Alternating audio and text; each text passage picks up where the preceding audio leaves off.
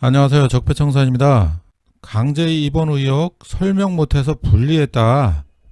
저는 이 내용을 대법원에 제출을 해야 된다고 생각을 합니다. 그래서 여기에 대해서 좀 말씀을 좀 드릴게요. 2심 판결문 핵심 내용을 보면은 구정신보건법 그 절차에 따라서 일부가 진행되기도 하였음에도 TV에서 그 사실을 숨긴 채 자신은 위 절차 개시에 전혀 관여하지 않았다는 취지로 발언함으로써 사실을 왜곡해서 허위 사실을 공표했다. 그러면서 이것이 자신에게 불리할까봐, 선거에 불리할까봐 이렇게 허위 사실을 공표를 했다. 이런 판결이거든요. 그런데 이제 판결문에서는 여기 보면 1번과 2번에 대해서만 얘기를 하면서 뒷부분에 대해서 기재를 안 하고 판결을 했어요. 발언한 사실에 대해서 이렇게 전체적으로 기재를 해주고 판결을 해야 되는데 거기에 대해서 어떤 게 허위 사실이다 이렇게 얘기가 나와야 되는 건데 저는 그런 일 없습니다. 이거 한 문장만 가지고 판결을 한 것 같아요. 뒤에 이렇게 보충 설명이 있었는데도 이 설명에 대해서는 언급을 안 합니다. 지금 판결문에서는.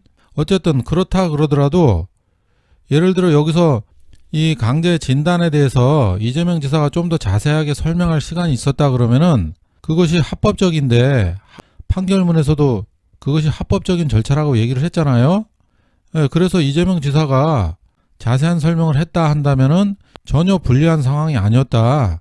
지금 강제 입원을 시켰다는 그런 내용들이 SNS에 많이 퍼지고 있는데 토론에서 이재명 지사가 한 5분이라도 그런 얘기를 좀 자세히 할 수 있는 그런 기회가 있었더라면은 그 이후로는 강제 입원이란 단어가 안 나왔겠죠.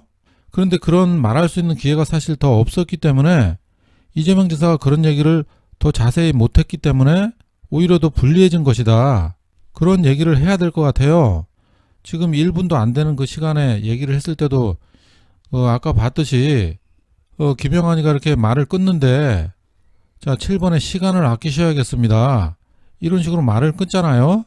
이렇게 말을 끊고 토론의 특성상 길게 얘기할 수도 없는 그런 단점이 있기 때문에 짧게 이렇게 얘기를 한 것인데 그런 기회가 있었다 그러면은 오히려 이재명 지사한테 훨씬 이득이 돼서 표도 더 많이 늘어났을 테고 그리고 그 이후로도 계속 강제 입원 얘기는 안 나왔을 거예요.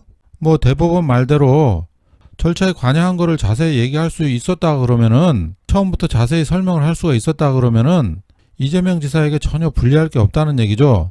그 이후에도 계속 김영환 쪽에서도 인터뷰를 통해 가지고 강제 입원을 시켰다는 식으로 언론 보도가 계속 났었고 계속 음해성으로 해가지고 이재명이 강제 입원 시켰다 이런 식으로 계속 나왔기 때문에 이재명이 절차에 대해서 얘기를 안 했던 것을 법원에서는 그것을 이재명이 불리해서 얘기를 안 한 것이다 이렇게 판단할 수가 없는 거죠. 그것은 알 수 없는 일이지만은 예를 들어 그것을 설명할 수 있는 기회가 있었으면은 의혹들이 굉장히 많이 해소가 됐을 것이다 이렇게 생각이 됩니다. 그래서 이런 부분을 대법원에 꼭 알려야 될 것입니다. 시간이 없어서 얘기를 못한 거지 불법적인 일도 아니었기 때문에 굳이 그렇게까지 길게 설명할 필요성을 못 느꼈는데 얘기를 할 수 있는 기회만 있었으면은 국민들을 굉장히 많이 설득을 시킬 수 있었을 것이다 이런 얘기를 못했기 때문에 오히려 그 이후로도 계속 강제 입원 그 의혹에 시달리고 내가 더 불리한 상황이 됐다. 이것을 대법원에 주장을 해야 됩니다. 네, 이번 영상은 여기까지 하겠습니다. 감사합니다.